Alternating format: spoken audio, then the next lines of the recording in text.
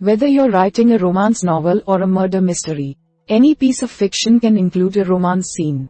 Romance scenes can deepen the relationship between characters and make the reader invest emotionally in the story. Though they're fun to read, they can be a lot of work to write.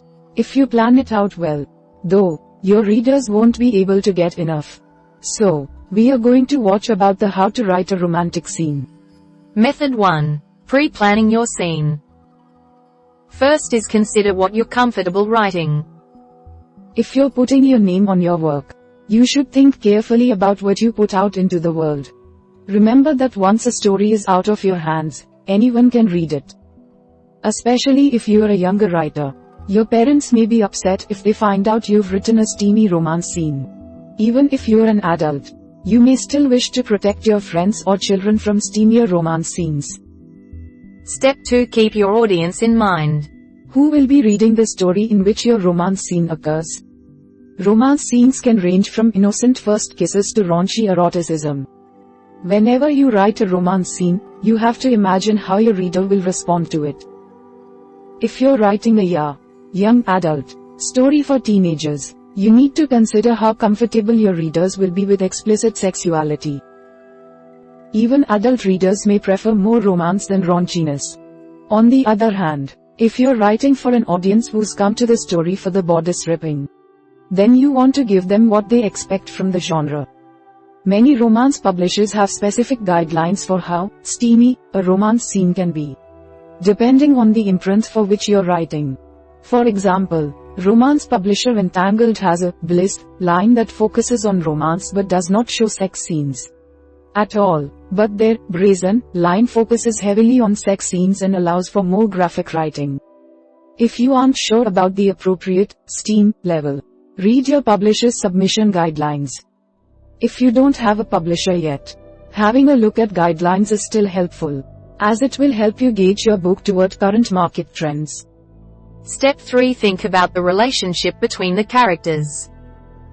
Every romance scene is unique because they occur between two specific characters at a particular time in their lives. Even if you're writing fanfiction about well-known characters from a book or movie, you are placing them into a world of your creation. Spend a long time thinking about these characters and their relationship. What is the baggage in their relationship? How will each of them have imagined this scene before it happened? The more time you spend thinking about how your characters will feel in the moment, the more realistic the scene will be when you write it. Think about how the characters feel about this scene. Are they tense, about to explode from anticipation, shy? Step 4. Set the stakes for the scene. The reader wants the scene to be more than a purely physical interaction. It also has to have some sort of consequence on the plot of the story. Why does this interaction matter to these characters? What will change for them? Are one or both of the characters already entangled in a different relationship? Do they know that they will be separated soon? Does the reader know they will be before the characters know? Should the reader the feeling that the characters will regret this romantic interaction? Is this interaction a way to express feelings that the person isn't otherwise able to voice? Finally, consider how the scene fits into the surrounding story. You shouldn't write a romantic scene just for the sake of writing a romantic scene. It should further the development of the plot in a meaningful way. Now that you've considered what's at stake in the scene, spend some time thinking about what will happen after the scene. Consider if there are any details you want to foreshadow in the scene that will make the reader have a stronger emotional reaction later in the story. For example, in many romance novels the romance scenes provide the conflict and ways for characters to grow. A cop who has trust issues might learn to become more vulnerable in the bedroom. Or a timid schoolteacher might learn to take charge of what she wants in the romantic interactions. Method 2. Writing the scene. First is describe the setting. The setting can almost be a third character in a romance scene. If you can give the reader a clear sense of what's around these characters, you bring the scene to life for them. Before you even begin writing the interaction, spend some time brainstorming the setting. Think about what details the characters may notice before, during, and after their romantic interaction. Consider including a few details that might mirror the romantic mood, but don't get too cliched. In fact, Some decidedly non-romantic details might make the scene more realistic. Romantic details might include the soft light at dawn or dusk, the sound of a babbling creek, or the scent of a lavender candle. Less expected, non-romantic details might include the sound of a child crying in another room, complete darkness that keeps the characters from seeing each other, or the smell of dinner burning in the kitchen. You may want to consider your setting in terms of what is realistic for your characters. Most people don't have time to light candles and get soft background music playing unless it's a really special occasion. Step 2. Choose the point of view, if necessary. Your story may be told entirely from the point of view of a single character or narrator.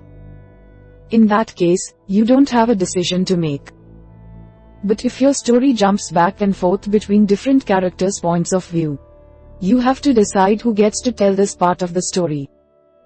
What's important is that you give a full, thorough telling of the experience.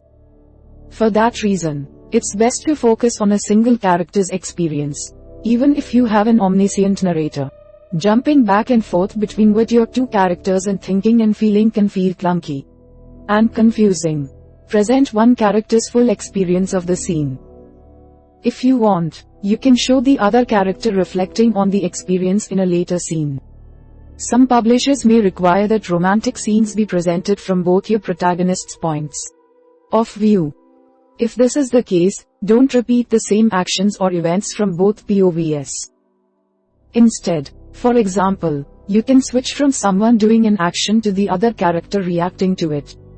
Step 3. Include realistic details. When writing any scene, but especially a romantic scene, you should always think about similar experiences in your life. Even if you've never been in a situation like this, there are little details from different experiences that could bring your scene to life. For example, even if you've only been kissed once, what details were you paying attention to? If you remember worrying about your palms sweating, or that this was a bad song to have a first kiss to, maybe your character can think that too. Readers want to see a scene that they can relate to. If you write something purely imaginative and idealized, it won't feel attainable or realistic to them. If you have no romantic experience, don't fret. Ask your friends about their experience, or reread and watch your favorite romantic scenes. Use exaggerated awareness when considering the scene. The characters should experience the scene in a heightened way so that the readers can, too. Don't forget to use senses other than sight. What smells, sounds, and physical sensations do your characters feel? Step 4. Don't oversell the interaction. Romantic scenes can get out of hand pretty quickly. It's okay to want your characters to be heavily invested in the scene. But if every detail of the kiss is bursting with superlatives, the sweetest kiss, fire running through your veins, there can be no building of tension. Your scene should be like real life. There's a lot of build up to the moment of greatest tension. Your heroine's bosom shouldn't start heaving the moment the hero enters the room. Maybe she just feels the light heat of flushing skin. If you have multiple romantic scenes in the story, remember that every kiss can't be earth-shattering. The reader will no longer respond to the description if it's repeated too often. Just like in real life, there should be many types of kisses. Quick goodbye kisses, sweet kisses to the top of the head, lingering kisses, and, yes, earth-shattering kisses every once in a while. Step 5. Build tension with pacing. The romantic scene should begin before the characters ever touch each other. You should begin layering the levels of romantic tension before the reader even realizes that this scene will turn romantic. Begin by describing the characters' moods. Even if they're not feeling particularly romantic, the mood adds to the character of the romantic interaction. For example, an angry protagonist will kiss differently from a sad protagonist. Think about how the dialogue will lead to the climax of the scene. What do the characters say to each other that ends up with them locking lips? What setting details might add to the romantic tension? Bring in some of those details you brainstormed earlier.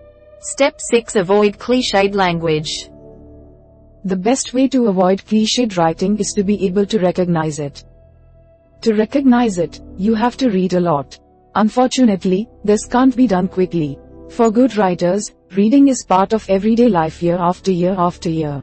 Once you've read enough romance scenes, you'll be able to pick up on the language that seems overly familiar. Earth-shattering, heaving, fire, tingling. These are all examples of language that a well-versed romance reader will yawn over. You want to present this scene in a way the reader has never seen before. If a description comes to you too easily, there's a chance it's because you've heard it before. Be ruthless. Always look for the most original language. Part of the problem with cliché language is that it's not concrete. Readers want to be able to imagine themselves in the romance scene. Specific, descriptive language is much better than vague, meaningless clichés. For example, his kiss was earth-shattering, doesn't really say anything about how the kiss feels. Compared to this, he slid his hands into her hair, sending a spark of electricity down her spine. As their lips met, she sank into the warmth of the kiss with a sigh. See how much more evocative that is of what the character is experiencing? Step 7. Use dialogue to develop the scene. In the movies, you might see a romantic scene with no dialogue. But on the screen, the screenwriter has actors giving emotion to everything that's implied on the page. Without a skilled actor to give body to your intentions, you need dialogue to help the reader imagine what's going on. The dialogue helps nudge the scene along. It should always serve a purpose. Feel free to write grammatically incorrect sentences, even if your English teacher would mark it in red. Nobody speaks perfectly correctly, especially when emotional. Speak the dialogue out loud, maybe with a friend playing the other character. If the dialogue feels stilted and unnatural, keep tweaking it until it feels realistic. Finally, develop emotion over physical sequence. You might think readers want to read about the physical kissing and touching. But what they really respond to is the emotion of the moment. The physicality of a romance scene should develop in the service of the emotional arc. Details about what a character's hands are doing are wonderful, but they should only be included to lead to how they make the other character feel. What are the emotional connotations of rough hands versus soft ones? Kissing a person's lips versus biting them? Always follow physical descriptions with their emotional repercussions.